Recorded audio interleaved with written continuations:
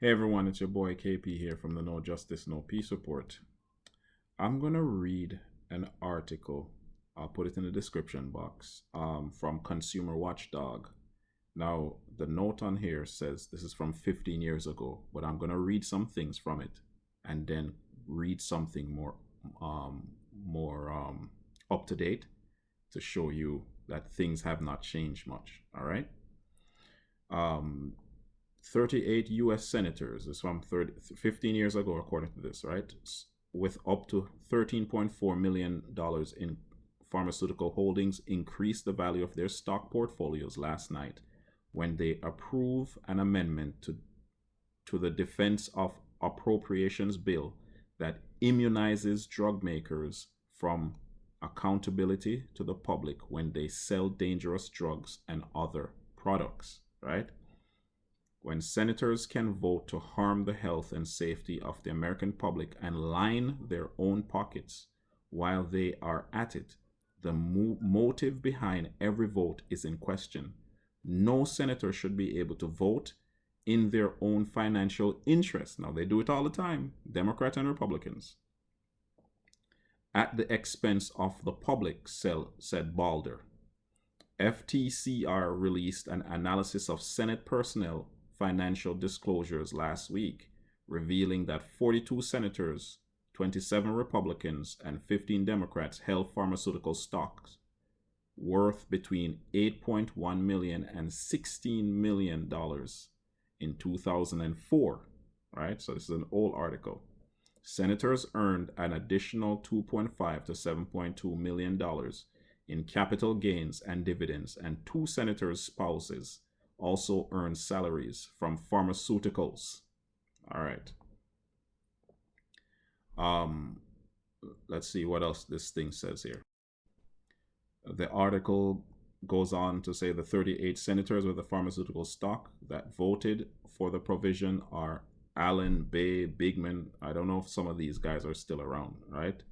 Bond, Boxer, Brownback, Burns. So it's just listing all of these individuals, and it's a mixture, like they said, of Democrats and Republicans. And it says here the provision grants immunity to drug companies, right, for any vaccine or product classified by the Bush administration as necessary to respond to a public health threat when patients are harmed by dangerous drugs. Its broad language will protect any product considered a countermeasure, not just vaccine or drugs needed to respond to health and emergencies. All right. So Senator Frisk Blind Trust included stock in drug companies, right? And they list, once again, they list all of these companies.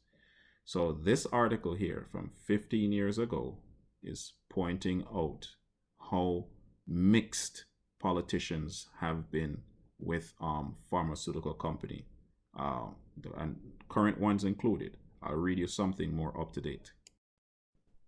This one is from Stat News, August 10th, 2020. So we're in 2021 now.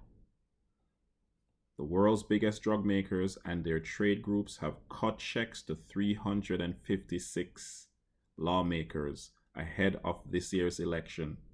More than 2/3 of the sitting members of Congress, according to a new stat analysis. It's a barrage of contributions that accounts for roughly $11 million in campaign giving, distributed via roughly 4,500 checks from the Political Action Committee affiliated with the companies. All right?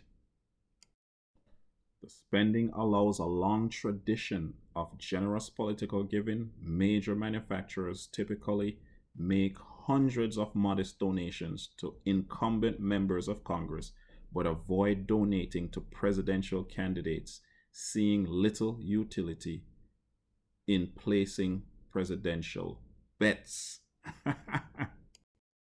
Talking about COVID-19 now, as the COVID-19 pandemic has sparked a race among drug makers eager to develop a vaccine and improve the industry's standing in Washington.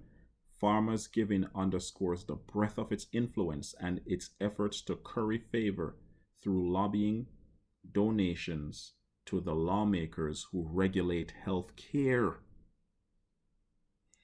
Stats examination focused on 23 of the biggest drug makers and two major trade associations, Pharma and the Biological Innovation Organization, known as BIO. It includes a series of data visualizations that map the pharmaceutical industry's spending and the lawmakers who accept the PAC's donation. Pfizer's PAC has been the most active. Pfizer's PAC has been the most active, sending 548 checks to various lawmakers and other industry groups. The drug industry's political spending this year, this is 2020, much of which has flooded in over the last 6 months, comes even as most drug makers have thrown their energy into efforts including finding, testing, and developing COVID-19 treatments and vaccines.